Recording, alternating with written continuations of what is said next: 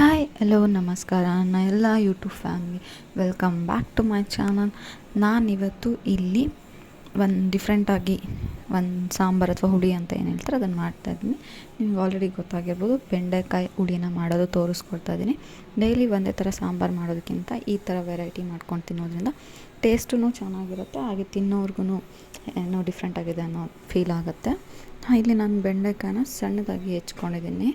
ಇದನ್ನು ಇವಾಗ ಒಂದು ಬಾಣಲಿಗೆ 2-3 ಟೇಬಲ್ ಸ್ಪೂನ್ ಆಯಿಲ್ ಹಾಕಿ ನೀಟಾಗಿ ಲೋಳೆ ಎಲ್ಲ ಇರುತ್ತಲ್ವ ಬೆಂಡೆಕಾಯಲ್ಲಿ, ಅದೆಲ್ಲ ಹೋಗೋ ಥರ ಹುರ್ಕೊಬೇಕು.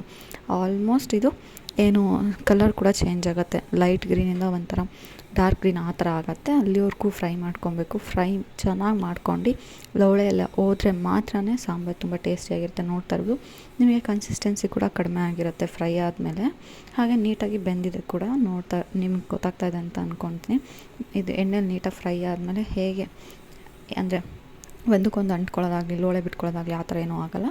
ಇವತ್ತು ತೆಗ್ದು ಸಪ್ರೇಟಾಗಿ ಒಂದು ಪ್ಲೇಟಲ್ಲಿ ಎತ್ತಿಟ್ಕೊತಾ ಇದ್ದೀನಿ.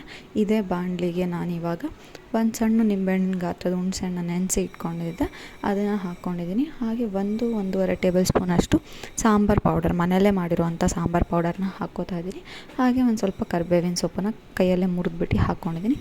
ಇದು ನಿಮಗೆ ಕನ್ಸಿಸ್ಟೆನ್ಸಿ ಇವಾಗ ಫುಲ್ ನೀರಾಗಿರುತ್ತೆ, ಇದು ಸ್ವಲ್ಪ ತಿಕ್ಕ ಆಗೋ ತನಕ ಕುದಿಸ್ಬೇಕು. ಇದು ನೀಟಾಗಿ ಕುದ್ದ ಮೇಲೆ ಒಂದು ಸ್ವಲ್ಪ ಉಪ್ಪನ್ನು ಹಾಕ್ಕೊತಾ ಇದ್ದೀನಿ. ಮಿಕ್ಸಿಗೂ ಕೂಡ ಉಪ್ಪನ್ನು ಹಾಕ್ಕೊಂಡಿರ್ತೀವಿ, ಇದಕ್ಕೊಂಚೂರು ಉಪ್ಪನ್ನು ಹಾಕ್ಕೊಂಡು ನೀಟಾಗಿ ಕುದಿ ಬಂದಮೇಲೆ ನಾವು ಏನು ಫ್ರೈ ಮಾಡ್ಕೊಂಡಿರ್ತೀವಲ್ಲ ಬೆಂಡೆಕಾಯಿ, ಅದನ್ನು ಹಾಕ್ಕೊಬೇಕಾಗತ್ತೆ. ಈಗ ಬೆಂಡೆಕಾಯಿನ ಆಲ್ರೆಡಿ ಫ್ರೈ ಆಗಿರೋದ್ರಿಂದ ಮತ್ತು ನೀರಿಗೆ ಹಾಕಿದ್ಮೇಲೆ ಲೋಳೆ ಏನಾಗಲ್ಲ, ಸ್ವಲ್ಪ ಬೇಯಲಿ ಅಂತ, ಅಂದರೆ ಹುಳಿ ಅಂಶ ಮತ್ತು ಖಾರದ ಅಂಶ ಎಲ್ಲ ಬೆಂಡೆಕಾಯಿ ಎಳ್ಕೊಳ್ಳಿ ಅಂತ ಅಂದ್ಬಿಟ್ಟು ಅಷ್ಟೇ. ಈಗ ಇದನ್ನು ಒಂದು 5-10 ಮಿನಿಟ್ಸ್ ಇದರಲ್ಲಿ ಕುದಿಯೋಕೆ ಬಿಡಬೇಕಾಗತ್ತೆ. ಇದು ನೀಟಾಗಿ ಕುದ್ದ ಮೇಲೆ ನಾವು ಒಂದು ಮಿಕ್ಸಿ ರೆಡಿ ಮಾಡ್ಕೊಳ್ಳೋಣ, ಅಂದರೆ ಒಂದು ಪೇಸ್ಟನ್ನು ರೆಡಿ ಮಾಡ್ಕೊಳ್ಳೋಣ. ನಾನಿವಾಗ ಒಂದು ಮಿಕ್ಸಿ ಜಾರ್ಗೆ ಇದಕ್ಕೆ ಮೇನ್ ಕಾಯಿ, ಒಂದು ಅರ್ಧ ಬಟ್ಲು ಕಾಯಿ ತೊಗೊಂಡಿದ್ದೀನಿ, ಒಂದು ಅರ್ಧ ಟೇಬಲ್ ಸ್ಪೂನ್ ಜೀರಿಗೆ, ಹಾಗೆ ಒಂದು ಸ್ವಲ್ಪ ಉಪ್ಪು ಮತ್ತು 1 ಟೊಮೊಟೊ, ಇಷ್ಟನ್ನು ತೊಗೊಂಡು ಇಲ್ಲಿ ನಾನು ಫೈನ್ ಪೇಸ್ಟನ್ನ ಮಾಡ್ಕೊತಾ ಇದ್ದೀನಿ. ಈಗ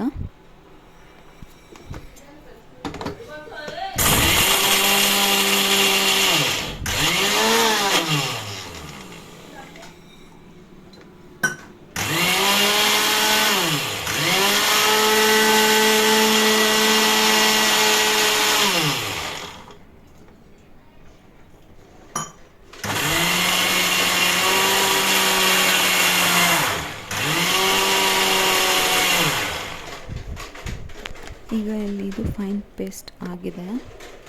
ಇವಾಗ ನಾವಿಲ್ಲಿ ಏನು ಕುದೀತಾ ಇರೋ ಬೆಂಡೆಕಾಯಿ ಮತ್ತು ಹುಣಸೆಹಣ್ಣಿನ ನೀರಿನ ಜೊತೆ ಹಾಕ್ತಾಯಿದ್ದೀನಿ ಪೇಸ್ಟ್ ಮಾಡ್ಕೊಂಡಿರೋ ಏನು ತರಕಾರಿ ಕೊಕೊನಟ್ಟು ಎಲ್ಲದೂ. ಈಗ ಇದಕ್ಕೆ ನೀವು ನೋಡ್ಕೊಂಡು ನೀರನ್ನು ಆ್ಯಡ್ ಮಾಡ್ಕೊಬೇಕು. ಸಾಂಬಾರು ಯಾವ ಕನ್ಸಿಸ್ಟೆನ್ಸಿಲಿ ಇರುತ್ತಲ್ಲ ಆ ಕನ್ಸಿಸ್ಟೆನ್ಸಿಲಿ ಇದ್ದರೆ ಸಾಕು, ತುಂಬ ತೆಳ್ಳಗಿರಬಾರ್ದು, ಇದು ಚೆನ್ನಾಗಿರಲ್ಲ, ಸ್ವಲ್ಪ ಗಟ್ಟಿನೇ ಇರಬೇಕು, ಆವಾಗ ಚೆನ್ನಾಗಿರುತ್ತೆ. ಈಗ ಒಂದು ಸ್ವಲ್ಪ ಬೆಲ್ಲನ ಹಾಕ್ಕೋತಾ ಇದ್ದೀನಿ, ಹಾಕ್ಕೊಂಡು ನೀಟಾಗಿ ಕುದಿಬೇಕಿದು. ಒಂದು ಕುದಿ ಬಂದರೆ ಸಾಕು, ತುಂಬ ಏನು ಬೇಡ, ಅಂದರೆ ರುಬ್ಬಿರೋದು ಮಾತ್ರ ಹಸಿ ವಾಸನೆ ಹೋಗೋ ತನಕ ಕುದಿಸ್ಕೊಳ್ಳೋದಕ್ಕೆ ಅಂತ. ಇದು ಒಂದು ಕುದಿ ಬಂದಮೇಲೆ ಆಫ್ ಮಾಡಿದ್ರೆ ಆಯಿತು. ಈಗ ಇದು ಕುದಿಯೋದ್ರೊಳಗೆ ಒಂದು ಒಗ್ಗರಣೆ ಮಾಡ್ಕೊಳ್ಳೋಣ. ಒಗ್ಗರಣೆಗೆ 1 ಟೇಬಲ್ ಸ್ಪೂನ್ ಸಾಸಿವೆ, ಜೀರಿಗೆ, ಸ್ವಲ್ಪ ಇಂಗು, ಕರಿಬೇವು, ಹಾಗೆ 1-2 ಟೇಬಲ್ ಸ್ಪೂನ್ ಆಯಿಲ್ನ ಹಾಕ್ಕೊಂಡು ನೀಟಾಗಿ ಒಗ್ಗರಣೆ ಮಾಡ್ಕೊಂಡು ಸಾಂಬಾರು ಒಳಗೆ ಮಿಕ್ಸ್ ಮಾಡಿದ್ರೆ ಒಗ್ಗರಣೆ ಕೂಡ ರೆಡಿ ಆಗುತ್ತೆ. ಹಾಗೆ ಸಾಂಬಾರು ಒಂದು ಕುದಿ ಬಂದಮೇಲೆ ಆಫ್ ಮಾಡಿಕೊಂಡ್ರೆ ಸಾಂಬಾರು ಕೂಡ ರೆಡಿ ಆಗುತ್ತೆ. ನಿಮಗಿದು ಏನು ಒಂದು 20-25 ಮಿನಿಟ್ಸಲ್ಲಿ ಸಾಂಬಾರು ಆಗೋಗುತ್ತೆ.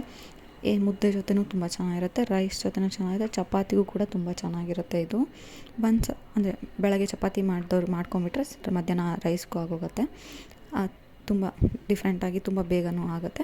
ಈ ಒಂದು ಸಾಂಬಾರು ರೆಸಿಪಿ ನಿಮಗೆಲ್ಲ ಇಷ್ಟ ಆಗಿದೆ ಅಂತ ಅಂದ್ಕೊತೀನಿ. ಈ ಥರನೇ ಡಿಫ್ರೆಂಟಾಗಿರೋ ವೀಡಿಯೋಸ್ನ ಅಪ್ಲೋಡ್ ಮಾಡೋಕ್ಕೆ ಟ್ರೈ ಮಾಡ್ತಾಯಿದ್ದೀನಿ, ಕೂಡ ಮಾಡ್ತೀನಿ ಅಂತಲೂ ಹೇಳ್ತೀನಿ. ಆದಷ್ಟು ನನ್ನ ಕೈಲಿ ಆಗೋ ಒಳ್ಳೆ ಕಂಟೆಂಟ್ನ ನಿಮಗೆಲ್ಲ ಶೇರ್ ಮಾಡ್ತೀನಿ. ನಿಮಗೂ ಇಷ್ಟ ಆಗ್ತಿದೆ ಅಂತ ಅಂದ್ಕೊಂಡಿದ್ದೀನಿ. ವಿಡಿಯೋ ಇಷ್ಟ ಆದರೆ ಲೈಕ್ ಮಾಡಿ, ಕಮೆಂಟ್ ಮಾಡಿ.